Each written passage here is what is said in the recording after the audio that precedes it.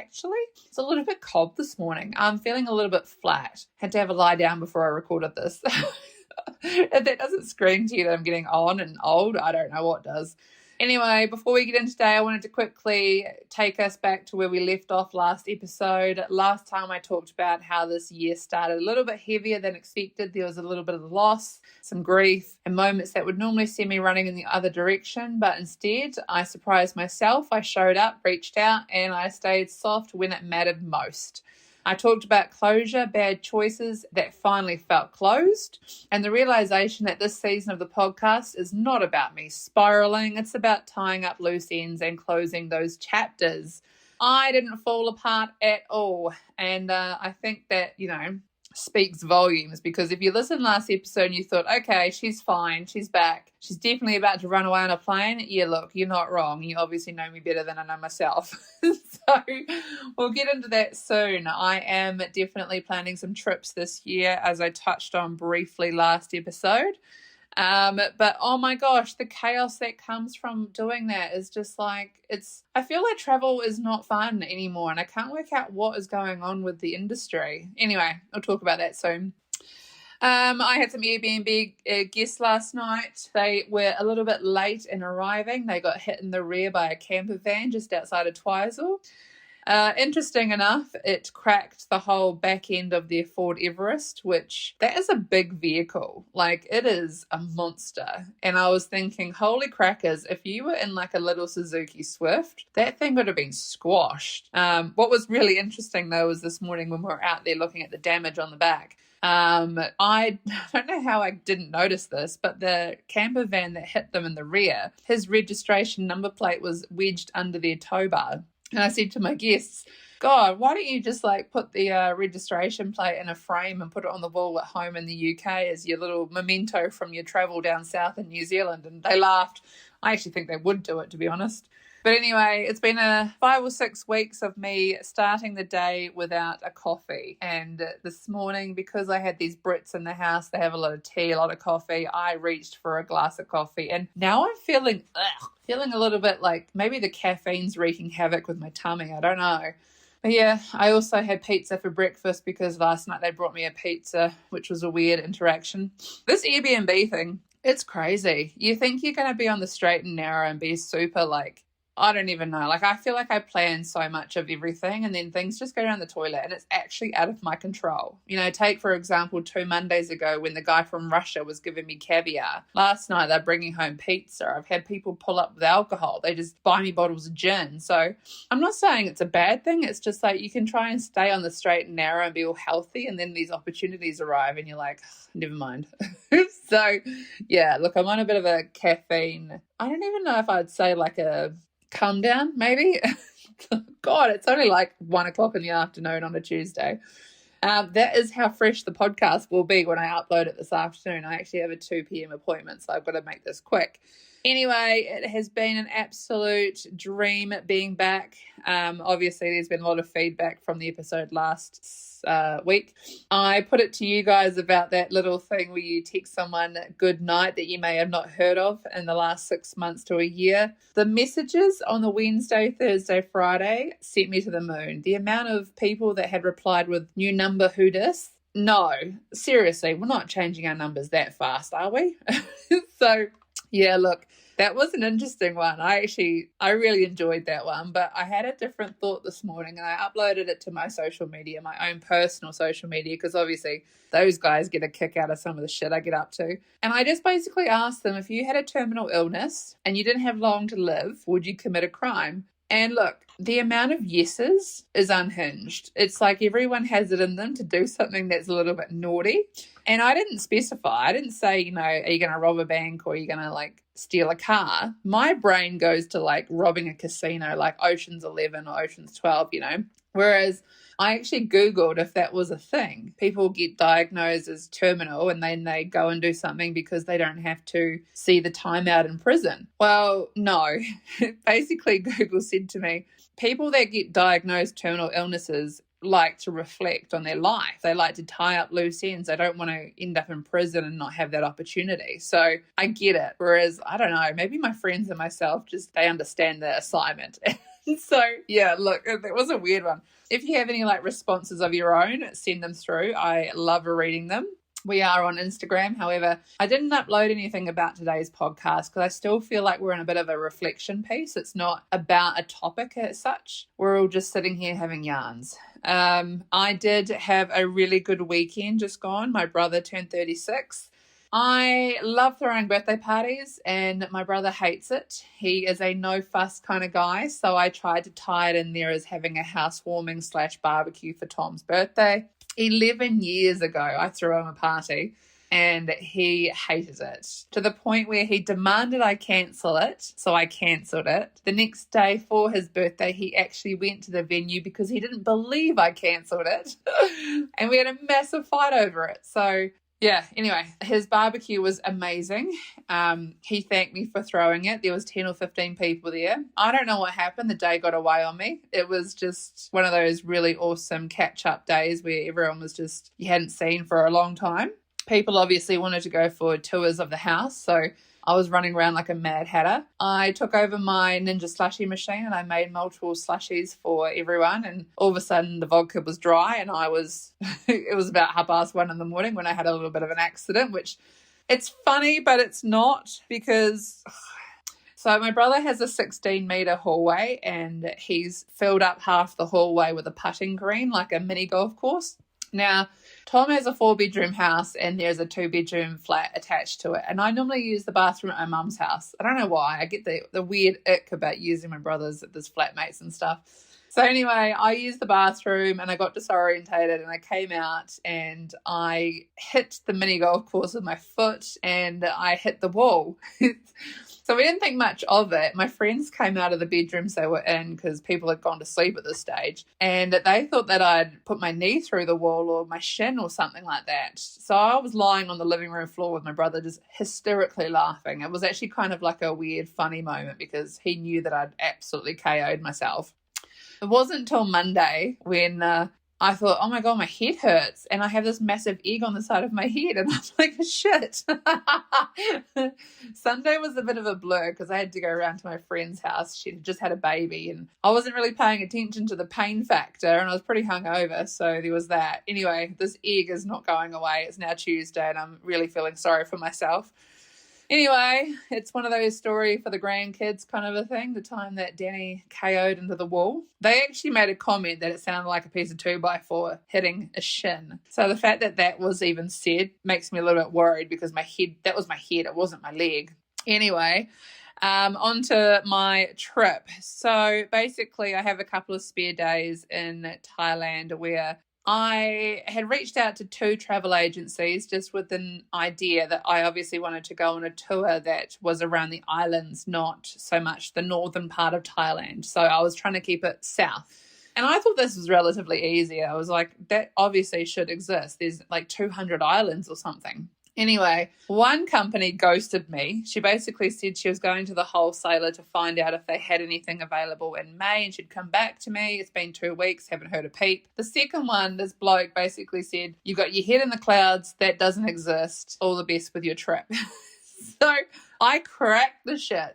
Basically, it gave me like a big red flag. I thought, he doesn't know if I'm young or old or, I just basically said it was a solo adventure. I wanted to go on a bit of a trip and all of a sudden I'm being told that what I'm after doesn't exist, which maybe it doesn't. I don't know. It was the way that he said it. So anyway, I got on the old website for this business. And I was giving feedback. It wasn't a complaint. It was just feedback. This is how it was handled. I don't feel like it was nice. And more to the point, he didn't ask me anything about what I was interested in. He just said that the tour didn't exist, which is weird because if you Google, there's heaps of tours that do it. And a few friends of mine had said, if you go to Thailand, just play it by ear and you could hop on one of the ones that is advertised from the place you're in at the time. And I thought, yeah, that's great. But what if there's like 10 people that wanted to do like several islands and it's organized so you have to be in that place, as opposed to I'm one of those people that would get really relaxed and be like, shit, I forgot to go on that tour. So yeah, look, that's how it was going. And anyway, It took them 2 weeks to even answer my question about the tour. But then once I submitted the feedback, it was less than 24 hours for them to come back to me and tell me that they're apologising profusely about how this was handled. And they want to work with me with getting a really great tour. They've flung some brochures at me. I have not opened the email. I have just seen the subheadings, and I've thought, oh, God.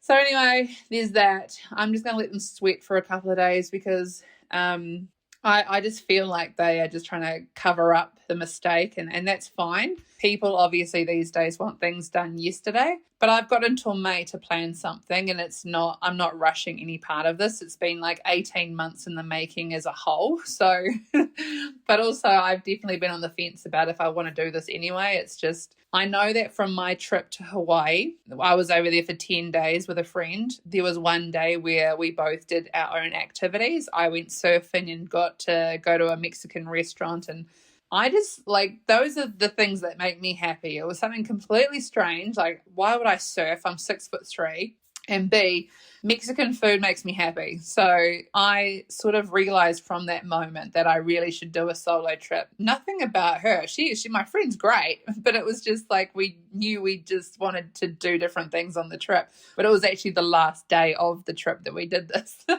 So yeah, I was like, I'm going to go to Thailand. I'm going to go and do all the things that I want to do. And then I thought, holy shit, this is a lot. I'm freaking out. And obviously a lot of people have a lot of advice, and they just say, you've just got to go, Danny, just go with the flow. And it's like, that's fine, but it's still a long way. So yeah, look, I am a little bit freaking out, and I'm trying not to be in my head about it.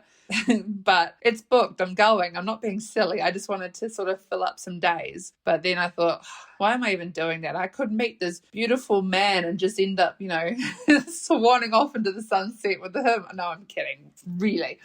So no, that's definitely what's been happening in the travel front. And I am going to Rarotonga in September with my mum for her birthday. That is booked. That's out of my control. That's that's already dealt with. So I think this whole Thailand thing is just throwing me off because I'm doing it myself.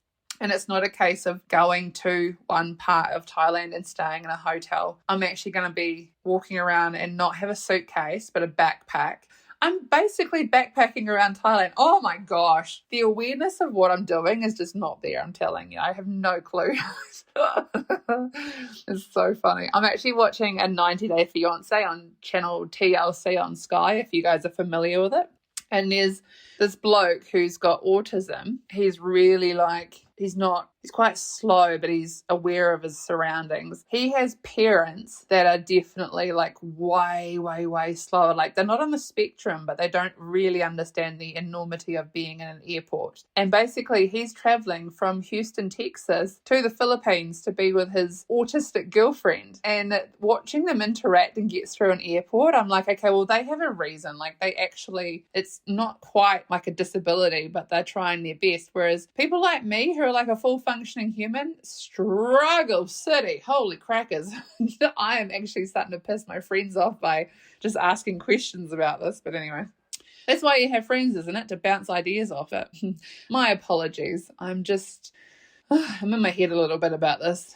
But yeah, so obviously we talked about the Quitters Day phenomenon and the fact that 80% of resolutions fail by the second week of February. We are now passing that, so I think I shook you all up last episode in telling you to keep going, even if the line, the direction that you're going may not be straight in life. Doesn't have to be. I don't think my line's very straight. It's zigzagging all over the place, but I'm going to get to where I want to be. I just don't know what that looks like. We did touch on the fact that in January I was choosing myself. February is about running. I hate running. I'm not even enthused at it at the moment. I don't know why. I'm really overwhelmed. I don't know what it is, but I just know that I'm not focusing on myself. I think I've fallen off the bandwagon completely with what I want to do.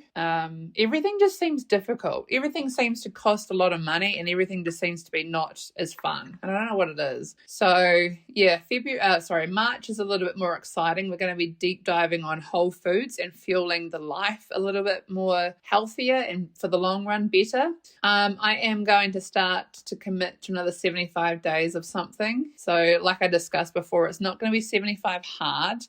I know a lot of people right now are doing 45 days because 75 is a lot. I just know just how it makes you feel and what, you feel like at the end of that 75 days. So I am going to start jotting down some ideas as to what my 75 days is going to look like. Maybe that's what I need, like a bit of structure, a bit of routine. I feel like I'm here nor there at the moment. And I'm not even having any fun when I go out, which, how every time I go out, I think, it's just another week where you get to see people. There's a lot of drama happening in the township at the moment. A lot of really I'm glad that I'm single drama, because everyone seems to be going through some shit. You know what? I saw a statistic the other day about Valentine's Day and how everyone breaks up after Valentine's Day because the expectations are not met. Maybe that's it. Nah, I saw some people on Friday and they were average as shit. I'll tell you something. I made some friends at the pub and I didn't actually know what my friend's husband did. I just knew that this chickie, she's a little bit older. She's got 3 boys of her own. She's an ex-travel agent, so we were talking about my travel stuff. So I went to go to the toilet, and as I walked past, this guy made a comment about me, and I heard him. And as I came back out of the toilet, he said it again. And I approached him, and in my little girl, vulnerable, innocent voice, I said, "I'm sorry, does my height affect you in some way?" And he says, "No." And I said, "Well, I'm sorry it might offend you, but I can't do anything about it." And he says, "I'm sorry, what?" And I was like, "I heard what you said." You should have seen the colour in his cheeks just ran. He freaked out. His friend actually came over and grabbed him and held him back and was like, "Let it go, mate, let it go." And he kept on trying to go. And I was sitting there and I was thinking, oh, here we go. So I said to him, "Look, that's okay if you don't want to own up to what you said, but I will always hold on to the fact that you think that about me." And he's like, "What?" Anyway, we had a mutual friend standing nearby, and I said to him, "Hey, do you know this guy?" And he says, "Oh, yeah, why? What did he say?" I says, "Oh, he's just pulling me up on being tall," and he said something really derogatory. And he says, "Oh, no, fuck, mate, you don't say that about Danny. She's one of the nicest people you ever meet. Why would you say that?" And he put him in his place, which was quite nice. Anyway, I went back to my table and I said to my friend and her husband, this weird interaction just happened. And I didn't know this, but this guy is actually an ex-police officer, the husband of my friend. And he walked around to security and he says, "Look, mate, I'm not having it. I'm absolutely not having it. Grab him and take him outside for a word before I lay into him." And I was like, oh, shit. I didn't know any of this even had happened. I was just none the wiser. So I went over to a different table and I was just talking to some friends. And security approached me and said, "Hey, look, are you okay?" And I said, "No." I mean, it was weird, but I just thought, I'm 38 years old. It's been, a couple of years since someone said something about my height in a public place like a pub. It's just weird. And he says, "Oh, no, don't worry about it, Danny. I've had words to him outside and he's going to come and apologise." I said, "Look, I don't want to see it. I don't want to have that over me. It's not a big deal. I just wanted to make sure that he knew that he can't say that to girls because it's offensive and it makes me feel a bit ick." So I actually came home. I was home 8:30, 9 o'clock on a Friday, which is unheard of for me. But I had all these people messaging asking if I'm okay. And I was like, "I'm actually fine. It's nothing." I had to say something for my own personal strength. It was if I was to keep going to the bathroom and he keeps saying it, it would have just played on my mind, and it makes you sort of sober up in a sense when you think, oh God, that person just won't shut the fuck up. So I did approach it and I am very proud of myself, which again, 2026, I'm definitely doing things to show up for myself. I did sort of make a couple of comments of, oh, he doesn't know what I do for a job and I'm going to find out where he works and write a bloody anonymous email that he's saying horrible things to young girls at pubs. But I don't even care anymore. I think that's 2025 me where I'd just be, upset about it a little bit more than I should. But I'm completely fine. It was just, I kind of wanted to mention it and just say, oh. So I have been coming home early. I'm not going out. I'm not doing anything crazy. Except for Saturday, my brother's birthday. But anyway, so yeah, there is some weird stuff going on in the township. People are a little bit off. I feel like I just need to, and that's what you do for 75 days when you do that type of a challenge, is you put your head down and you just focus on yourself. It's not about what's going on around you. There could be all sorts of shit, but you're just kind of more mindful of the fact that you can just get on with it. And I'm excited. It's almost like it gives you a reason to say no. And that's, you shouldn't have to, but sometimes it's just easier to say, hey, look, I'm not actually drinking right now. I'm not actually interacting in social environments right now because I want to just get up tomorrow morning and go for a walk, or all the things that kind of drain you that can contribute to you feeling a little bit more flat in life. I just want to eliminate all of that. And right now it just feels a bit ick. I don't know. I could be over-analysing that a little bit, but I don't know. I just wanted to put it out there and see what you guys think. Obviously, you guys are my best soundboard for these types of situations. Oh, and on the 20th of February, so in 3 days' time, this Friday, I am going to the Old People's Home of Queenstown to talk for 20 minutes about a topic that I can choose. I did run this past a couple of people over the weekend, but they didn't really have any topics that would suit what I wanted to say. I don't know. It could be anything, and that's why I'm a little bit overwhelmed. I'm like, if you tell me to talk about crumpets or pigeons or something, I'll just drill down 20 minutes worth of chat about that. But when you say, oh, you can talk about whatever you want, I kind of get into these situations like a podcast today where I'm thinking, how can I fill up 25 minutes? But I mean, it's easy enough to just talk about stuff that goes on in my life. I don't know. I'm freaking out. But also, if you have an idea as to what you think I should say, you've got 3 days to get it to me. I don't even care what it is. You know me, I'll talk about anything. Maybe not pigeons though. I don't know why I said that. I don't know anything about pigeons. It's one of those situations where I might just come out of this and actually have learned something.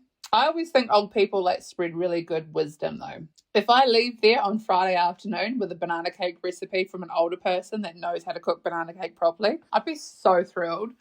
Oh, I actually came and told my brother from another mother that I was doing this. And I was like, can we just go together and you can talk about 10 minutes and I'll talk about 10 minutes. But then I reckon his 10 minutes will be better than mine. Wow, this episode hasn't really been about anything. I do apologize. I haven't even got any recipes that I can say I've even made recently. I haven't done anything worth talking about except this party on Saturday, and it's kind of really frustrated me because I'm like, normally I come into podcasts and I think this is what we're going to talk about and this is the direction I'm going in, but wow, I really struggled today. I'm under the weather, but not in a cold flu kind of way, just in my brain fog. It's from the bang on the head. So anyway, I'm going to leave it there.